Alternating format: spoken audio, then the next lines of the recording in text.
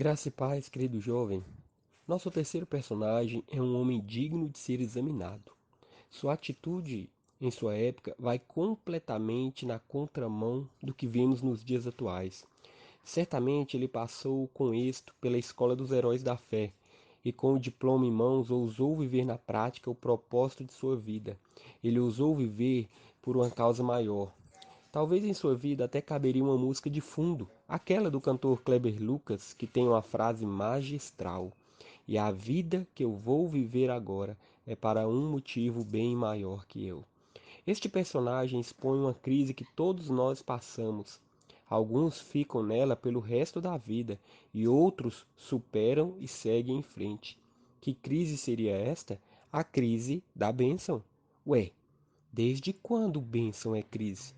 O céu é um lugar maravilhoso, dizia uma canção da salinha da escola dominical. E eu ficava pensando na alegria que seria o céu todinho para mim. Crianças têm destas coisas. Mas o céu não pode ser o meu lugar, o meu cantinho, o meu reino de egoísmo e indiferença com o que acontece à minha volta. É por isso que Deus nos dá um propósito e um destino profético. O propósito nos faz viver de forma a servir o próximo. O destino profético nos faz viver para chegar a um lugar maior do que nós mesmos. A crise da bênção ocorre quando ignoramos os dois e simplesmente colocamos uma plaquinha para Deus: "Não me incomode." Nesse estágio, então, nosso senso de missão perde o foco. Nosso anseio por vida se esfria, nossa capacidade de ouvir Deus se reduz drasticamente e fazemos a famosa pausa. Estamos abençoados demais para nos aproximar de Deus. Neste momento já conhecemos Deus o bastante. Já percebemos que todas as vezes que nos aproximamos muito, Ele acaba nos despertando, constrangendo, nos lembrando quem somos nesta terra e nos mandando voltar para a nossa maratona e missão. Paulo deixa isso bem claro, mostrando em seu estilo de vida o grau de comprometimento com sua missão. 1 Coríntios 9:24 diz assim: "Não sabeis vós, os que correm no estádio, todos na verdade correm, mas só um leva o prêmio? Correi de tal maneira que o alcanceis. Pois eu assim corro, não como a coisa incerta, assim combato, não como batendo no ar. Antes subjugo meu corpo e o reduzo à servidão, para que pregando aos outros eu mesmo não venha de alguma maneira a ficar reprovado." Observe, Paulo não falava em correr em vão ou de qualquer jeito. A velha máxima de "o que importa é competir" não valia nada para ele. Havia um prêmio, seu alvo era conquistá-lo. E nós, como corremos? É, quando nos aproximamos de Deus, Ele nos manda de volta à corrida, ao propósito. Os cristãos de hoje até se envolvem em muitas atividades, mas fogem do propósito. E por quê? Porque podemos fazer de tudo na igreja, mas nada vai exigir tanto de nós como viver nosso propósito. Que homem é esse? Pois de cara já me deixou incomodado e sem graça. Eu entendo sua pergunta, querido jovem, sobre o nosso personagem de hoje, pois antes de perturbar você, ele me deixou completamente deslocado. Mas é sempre assim, a palavra toca primeiro em quem a recebe. Com ele aprendi que posso fazer muitas coisas na igreja, ser um faz-tudo que vai alegrar muitas pessoas, mas a verdade é que precisamos entender: eu preciso alegrar é o coração de Deus, ser íntimo bastante dele, para viver meu propósito de vida. Eu não serei cobrado por tudo, mas por algo bem específico, por uma missão dada a apenas um homem nesta terra, eu. Uma missão dada a apenas uma pessoa nesta terra, você. Oremos, a fim de pegarmos fôlego para subir a montanha de hoje.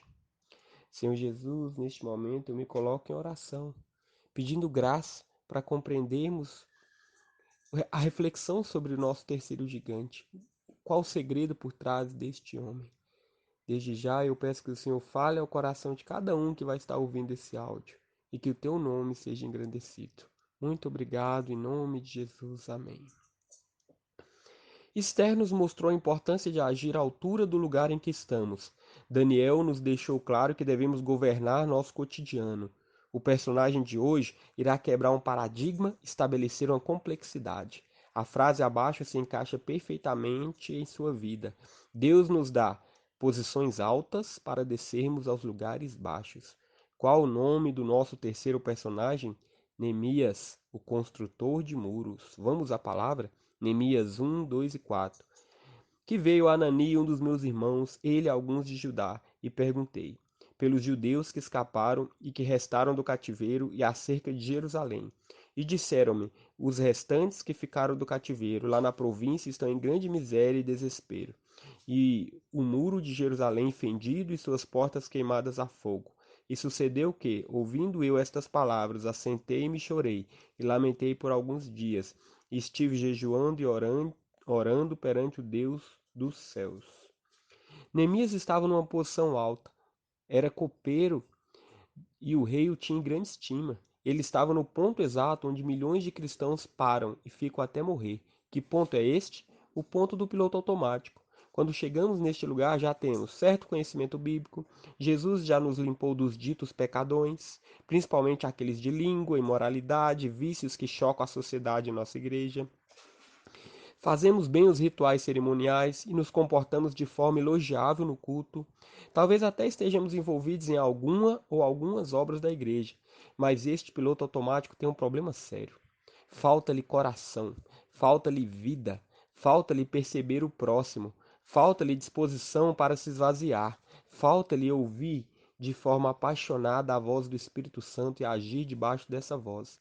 E isto não é novidade. Já houve uma igreja assim na história. Apocalipse 2, 1 a 5 diz: Escreve ao anjo da igreja que está em Éfeso. Isto diz aquele que tem na sua destra as 7 estrelas, que anda no meio dos 7 castiçais de ouro. Conheço as tuas obras e o teu trabalho, e a tua paciência, e que não pode sofrer os maus. E puseste à prova os que dizem ser apóstolos, e o não são. E tu o achaste mentirosos. E sofrestes e tens paciência, e trabalhaste pelo meu nome, e não te cansastes. Tenho, porém, contra ti que deixastes o teu primeiro amor. Lembra-te, pois, de onde caístes, e arrepende-te, e pratica as primeiras obras. Quando não, brevemente a ti virei, e tirarei do seu lugar o teu castiçal, se não te arrependeres. O uso do piloto automático mostra que estamos perdendo o primeiro amor. Nossa consciência já se dá por satisfeita com o que já alcançamos em Deus e, portanto, recusa águas mais profundas. O piloto automático, na verdade, é uma bomba armada, podendo explodir a qualquer momento e gerar estragos em nosso coração e em nossa relação com o Espírito Santo. Esta atitude certamente entristece o coração de Deus. Logo, jamais deve ser o estilo de vida de um gigante da fé. Mas nosso personagem não vivia no piloto automático. Ele colocava o coração e era intenso ao ouvir a voz do Espírito Santo. Observe que ele ouve informação sobre seus irmãos em Jerusalém e não fica parado no piloto automático. Antes se quebranta e se coloca em oração. Ele, estando em um lugar alto, enxerga um lugar baixo e se coloca na brecha a fim de ser usado por Deus. Então pegue aí a chave. Deus nos coloca em lugares altos, a fim de que voluntariamente desçamos aos lugares baixos. Isso é senso de propósito, e Neemias nos mostra isso por excelência. Lembre-se, se há algo em comum nos 3 gigantes de nosso curso, trata-se da voluntariedade. Ninguém chega aos níveis mais profundos em Deus arrastado ou obrigado por ele. Antes, decide fazer por amor. Vamos lá. Algumas observações deste precioso livro devem ser notas para revermos em nossas vidas. Neemias não fica só nas palavras, ele age em direção ao clamor do Espírito Santo em seu coração. Segundo, Neemias não teme ouvir a voz de Deus e quando ouve, obedece. Às vezes evitamos ouvir a voz de Deus, vai que ele nos chama para alguma missão desconfortável. 3. Nos lugares baixos, Neemias é perseguido, mas ele persevera. Você só vai saber o que é perseverança o dia que perseverar em seu chamado. 4. Neemias desperta o povo com seu exemplo. Não basta sermos bons de palavras. Precisamos ser bons de exemplo, pessoas a serem seguidas. 5. Neemias exerce governo em Jerusalém, o mesmo governo que ele soube honrar diante do rei. Neemias corrige os sacerdotes e alinha o profético. Cuidado para não ser pego caminhando fora do mover profético do Espírito Santo. Neemias, em momento algum, é um lamentador, ele é um homem de atitude. Neemias não dá desculpas diante das dificuldades que vão surgindo. Ele permanece e Deus o honra.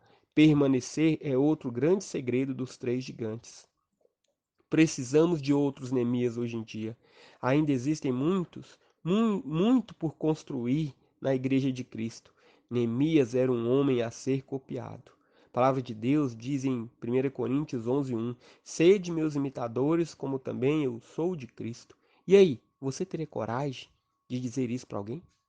Nossa falsa humildade diz que não podemos dizer isso, mas a verdadeira humildade se coloca à disposição de Deus para liderar pessoas, transformar situações, governar cidades. Neemias foi exatamente isso, um governador governado por Deus. Neemias vai na contramão dos dias atuais, pois ele abre mão de sua vida independente e confortável para depender completamente de Deus. Sem o livramento de Deus, ele jamais conseguiria ser governador em Jerusalém, jamais convenceria o povo a abandonar o erro, jamais convenceria o povo a trabalhar e reconstruir os muros. Gigantes da fé se deixam governar por Deus de tal forma que projetam o governo de Deus sobre a vida de nações inteiras. Esqueça aquela ideia de avivamento onde a multidão entra se atropelando, chorando na igreja. Isso é cinema gospel. O verdadeiro avivamento sempre começa em um único homem que possui a chave que abre o céu, e este céu se derrama sobre uma geração. No país de Gales, em 1904, foi exatamente isso que ocorreu. Observe, o avivamento de Gales foi um dos mais impressionantes moveres de Deus de todos os tempos. Em poucos meses de avivamento, um país inteiro foi transformado. Mais de 100.000 pessoas aceitaram o Senhor Jesus como seu Senhor e Salvador, e a notícia foi espalhada ao redor do mundo. Roberts fez talvez o maior investimento no banco de oração de Deus a favor do reavivamento que o Senhor desejava enviar. E talvez fosse essa a razão de Deus ter começado a onda internacional de reavivamento no país de Gales. Observe, hein? Que coisa. Um homem que se deixa governar por Deus pode ser usado para manifestar o governo de Deus sobre todo um povo. Veja só, eu repito, um só homem. Neemias é muito abrangente.